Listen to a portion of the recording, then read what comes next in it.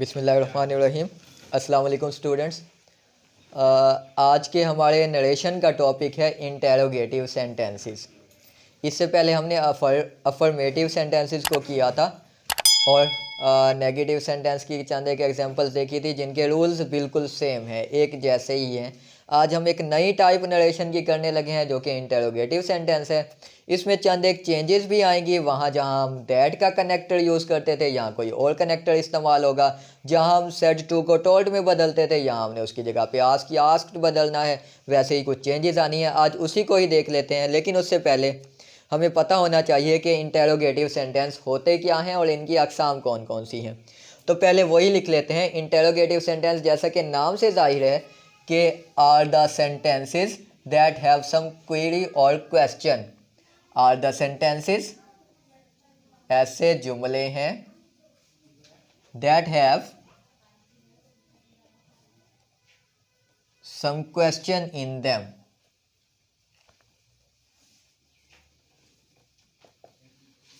इन them ऐसे जुमले हैं जिनके अंदर कोई सवाल बयान किया जाता है। नाम से ही जाहिर था ये तो हम देख लेते हैं। These are of two types. These are of two types. अब ये टाइप भी इसलिए बता रहा हूँ कि एक टाइप को करने का तरीकाकार अलग है, दूसरे टाइप को करने का तरीकाकार उससे जुदा है, दोनों डिफरेंट है। इस वजह से इसकी टाइप भी हमें करनी पड़ेंगी। These are of two types. Number 1 पहले वाला जो है हमारे पास उसे हम कह देते होते हैं सिंपल इंटेरोगेटिव सेंटेंस, यानी सादा सा सवालिया जुमला। Simple interrogative. सवालिया जुमला होता है ना इंटेरोगेटिव, तो सादा इंटेरोगेटिव। कैसे सादा होगा? यानी कि it starts with helping verb. ये किसी हेल्पिंग वर्ब से शुरू होगा। वो आसान सी बात, जब हम इंटेरोगेटिव बनाते थे क्या करते थे? हेल्पिंग वर्ब को उसकी अपनी प्लेस से हटाते थे, सब्जेक्ट के स्टार्ट में लेके आते थे। तो वो वाली किस्म, यानी सब्जेक्ट को अगर आपने शुरू में लगा दिया है तो ऐसी किस्म सिंपल इंटेरोगेटिव कहलाएगी। फॉर एग्जांपल मिसाल भी लिख लेते हैं इसकी एक। वो क्या है? Are you paying attention to your studies? To your studies, क्या तुम अपनी पढ़ाई पर तवज्जो दे रहे हो? क्वेश्चन वर्ड से शुरू हुआ तो क्या है ये? क्वेश्चन वर्ड से शुरू होने वाला इंटेरोगेटिव सिंपल की काइंड का है, सादा इंटेरोगेटिव है। ये इसकी एग्जांपल मैंने लिख दी। अब ये नहीं है लाजमी कि ये सिर्फ प्रेजेंट का होगा, ये किसी भी टेंस का हो सकता है ना, किसी भी हेल्पिंग वर्ब से शुरू हो सकता है। जैसा कि दूसरी एग्जांपल भी साथ ही लिख लेता हूँ। Had you eaten meal? Had you eaten meal, क्या तुम खाना खा चुके हो? तो ये भी क्या है? हेल्पिंग वर्ब से शुरू हो रहा है, तो इससे मुराद ये सिंपल इंटेरोगेटिव सेंटेंस है। दूसरी टाइप देख लेते हैं अब हम, टाइप नंबर 1। और अब ये टाइप नंबर 2, डबल या कॉम्प्लेक्स इंटेरोगेटिव।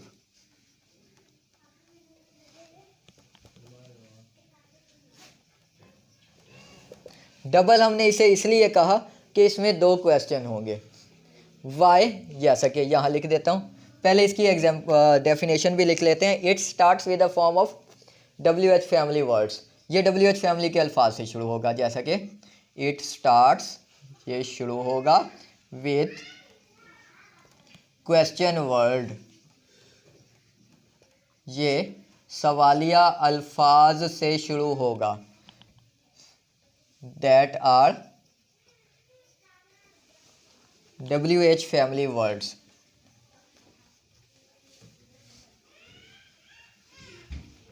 ऐसे सवालिया जो WH फैमिली वाले हैं, जैसा कि व्हाट, वेयर, हाउ, इस तरह के अल्फाज। वो जो सवालिया अल्फाज WH फैमिली वाले थे उससे शुरू होगा तो ये डबल इंटेरोगेटिव या कम्प्लेक्स इंटेरोगेटिव कहलाएगा। फॉर एग्जांपल भी लिख लेते हैं हम इसकी। Number 1, why are you paying attention to your studies, to your studies. अब यहाँ हमारे पास क्वेश्चन मौजूद है, वाई भी और ये आर का वर्ड भी। आर तो इंटेरोगेटिव लाजमी बनाना था ना, साथ ही ये वाई का वर्ड भी यूज़ कर दिया, तो ऐसे क्या कहलाएंगे, डबल। इसी को भी यहाँ कर देता हूँ,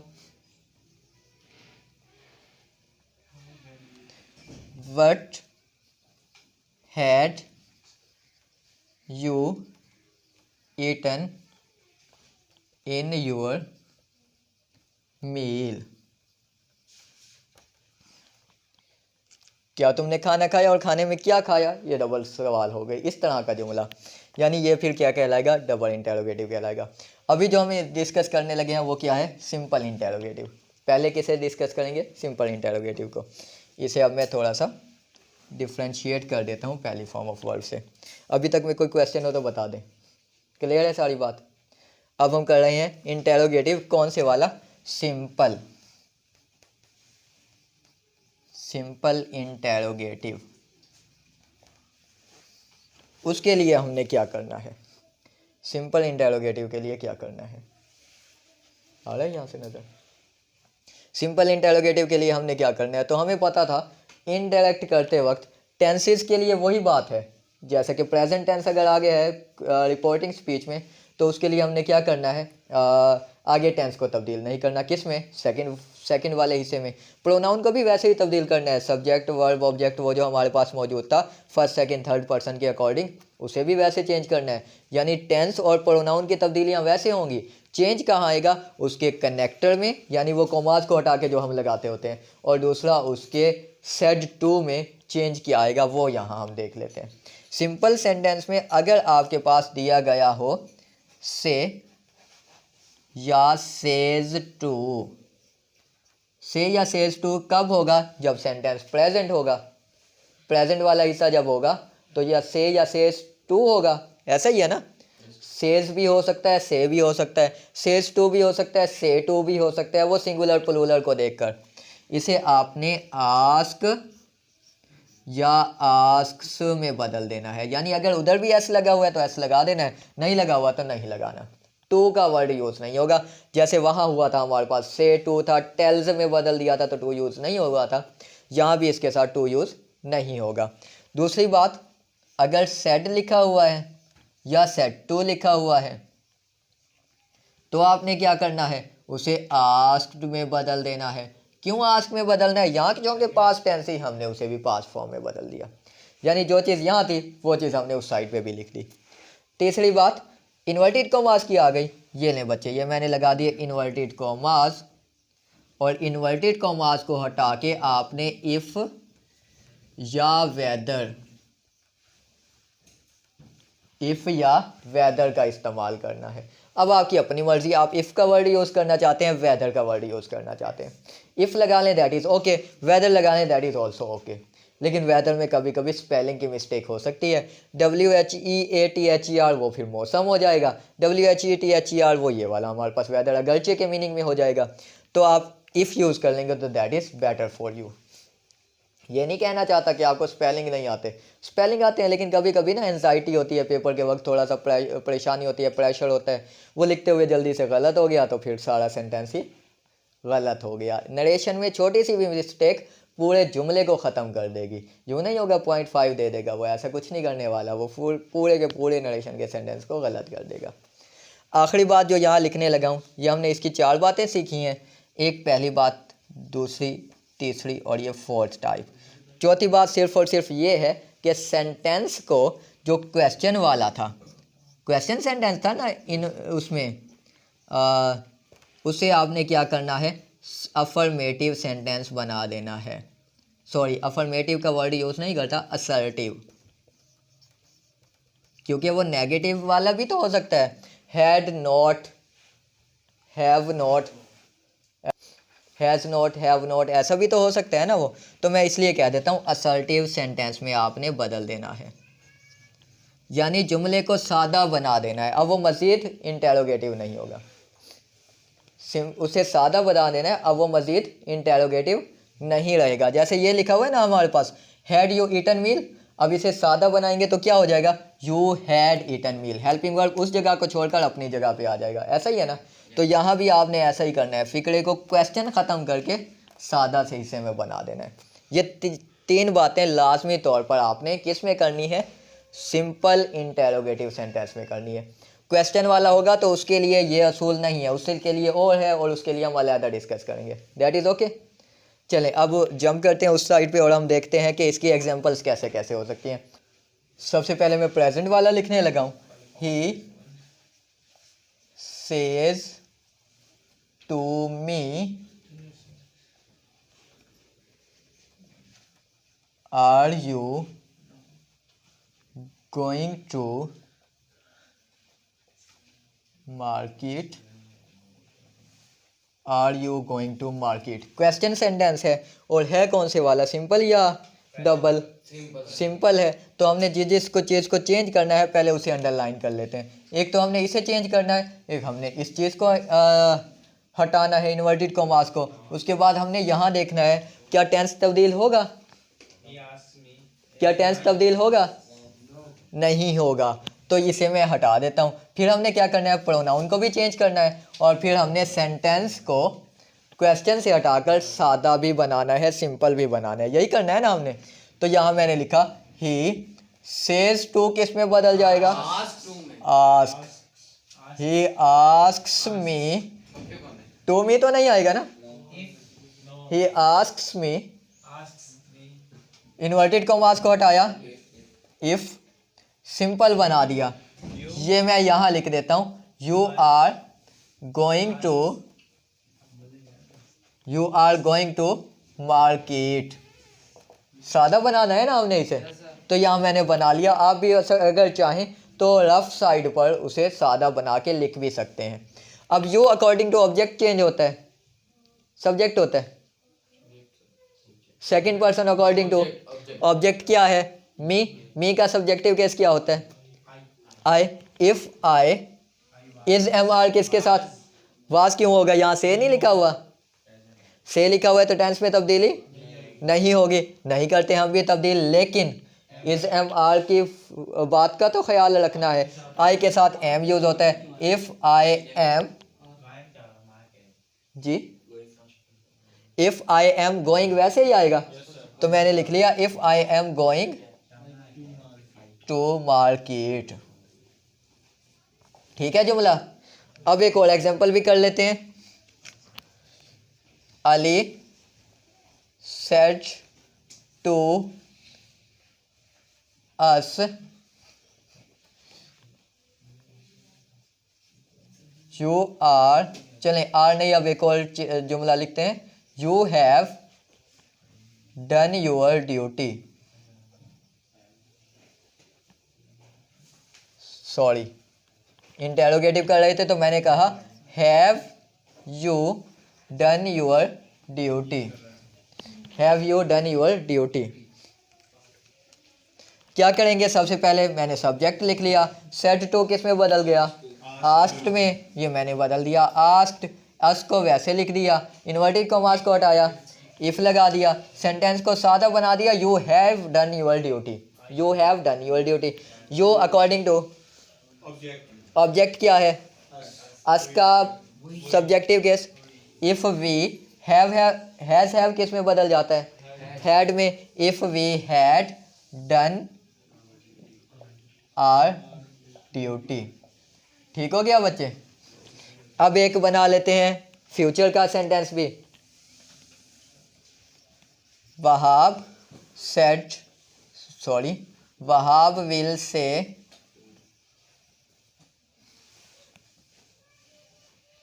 I had won the competition.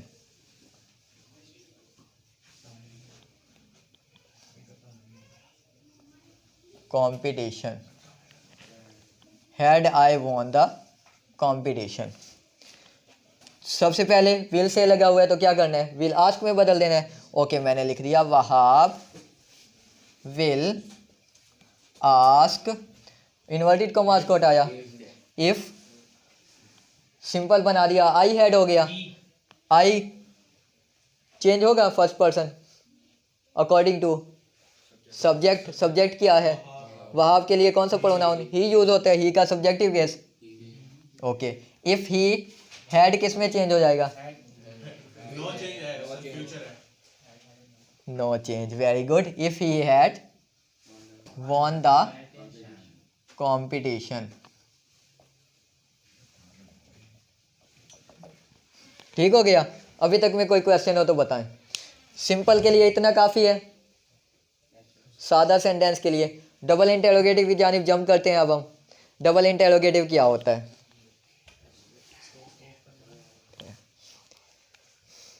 Double interrogative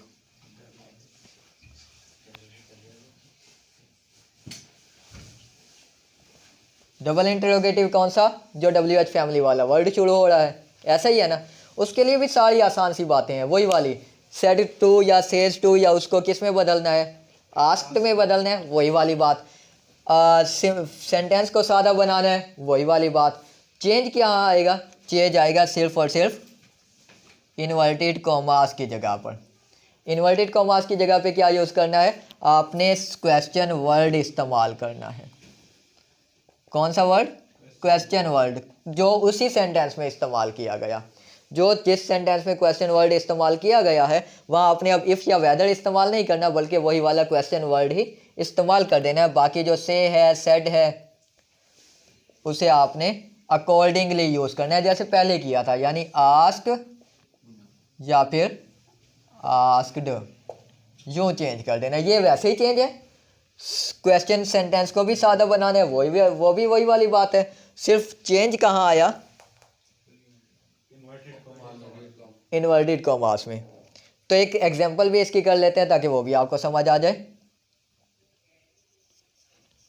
Najma said to me what have you bought today. वो टुडे का लफ्ज़ इसलिए लिखा कि आपको पता होना चाहिए कि यहाँ भी उन अल्फाज को तब्दील करना है जो अफर्मेटिव में भी होते हैं। जी, यहाँ मैंने लिखा नजमा सेड टू किस में बदल गया? आस्क्ड। मी वैसे आ गया, इन्वर्टेड कॉमास को हटाया, कौन सा कनेक्टर नहीं लगाया, वही वाला वर्ड वैसे रहने दिया। ये मैंने यहाँ लिख दिया व्हाट, सिंपल बना दिया सेंटेंस को। हैव यू बदल गया यू हैव। यू किसके मुताबिक? ऑब्जेक्ट के। क्या है? आई। आई हैज़ हैव किस में? हैड में। I had what I had bought today किस में चेंज हो जाएगा? That day. What I had bought that day. ठीक हो गया? एक और प्रैक्टिस का सेंटेंस आखिरी कर लेते हैं ताकि आप लोगों को इसकी थोड़ी सी क्लैरिटी हो जाए। The shopkeeper said